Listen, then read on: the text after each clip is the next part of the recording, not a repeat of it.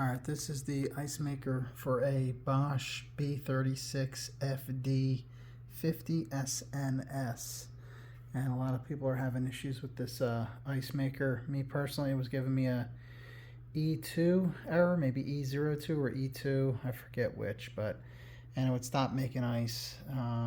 It was intermittent. Sometimes I could reach in and kind of get these to move a little bit, and then it would start making ice again. It would make this knocking sound, but sometimes produce ice, making knocking sound and not produce ice, and I got tired of it. I had to write all this stuff down to remember it all, but there's a video by Appliance Repair DIY TV up top there, and he actually gives a great tutorial on how to get this out. It comes out if you do it quick. I would just close and open the fridge as I went slow, but if you did it all straight, you can do it in, if it's your first time, probably 5 minutes. If your second time, maybe like, I don't know, 3 minutes. So it's pretty easy to get this out. It looks like a lot of steps, but it really goes quick.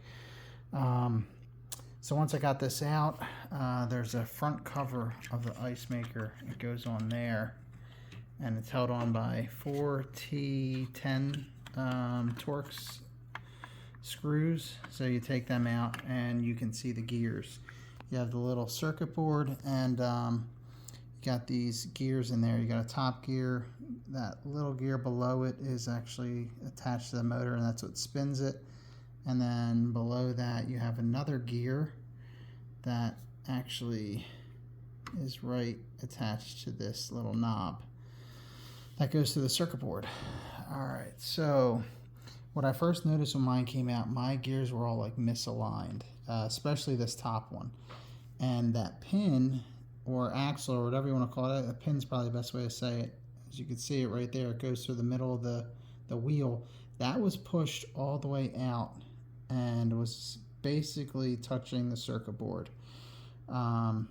I didn't know it wasn't supposed to be like that. Thankfully, I saw a comment by StromXtc2033, and he was commenting in Appliance Repair DIY TV's video, and he was saying, push that pin back. I couldn't even fit a flathead screwdriver between the circuit board and the pin, so I used, and I don't even have them here, but I used needle nose pliers, pushed the pin back all the way back. That's as far as it goes. Now, he said he used some kind of glue so that the pin doesn't walk out anymore.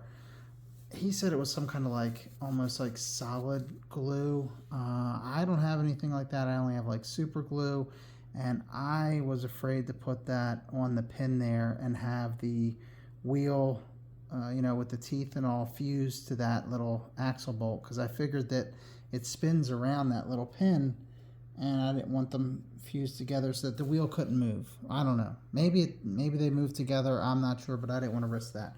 So I'm pushing it back, and then another guy in the comments, SpaceCoastRoadGlide, he was saying how on the cover here, you can see there's a little hole right there, and that hole in the cover fits over that little knob that I pointed out earlier right there. And it's going to be tough to do with one hand, but I'm going to take my hand, that shaft that runs all the way through the ice maker, that white shaft, it comes out there on that knob, and it comes out the back. I had to remove this piece of styrofoam that went over it, but it comes between those two teeth right here. And you can kind of move it in and out, as you can see me doing. When you move it in and out, it moves the whole contraption, and it also moves that front thing. So his idea was put something in there. He was using like a piece of a drywall anchor, or whatever, those plastic things that you screw into so that you hold like a picture or something heavier up on drywall. He cut a piece out of that and put it in. You just need something to keep that little knob more securely in there. StromXtc recommended some foil, so that's what I did. I put some foil in there. You don't know how much you have to use, because I noticed when I put the cover back on, even if this is firm and in place, and no longer moving, because here, I'll show you something. This is the whole point behind it. If this moves up and back, the gears move up and back, and you don't want that happening. I think I showed that already, but when I move this, you see that gear moving, and just to not have that gear move, well, so I can't do this with one hand, but even if this is solidly in place, yeah, I can't do it with, nah, I'm not going to be able to. But even if this is held in place, if you jiggle that back, that whole shaft still moves, but this doesn't. So there's really no way to know whether this, you have enough like foil or whatever in there to make it not move. But I just was a little conservative with it, put a little foil in there, and then hopefully it's not too tight, because you don't want this not to spin, because it needs to spin. So I don't know. I'm hoping that me pushing back that pin is the biggest issue, because you can actually kind of, if I use this, you can see how this gear up here can like ride forward. I'm pushing it forward. See, it's all the way forward. I'll push it back.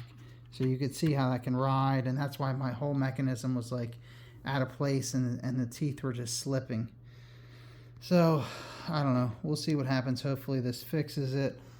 Thanks to all these guys here. The ice maker part number, you'll see it if you get a appliance repair DIY TV's video. I'll give a link to that too in the description, but this is what I see is the part number for the ice maker, 11036056.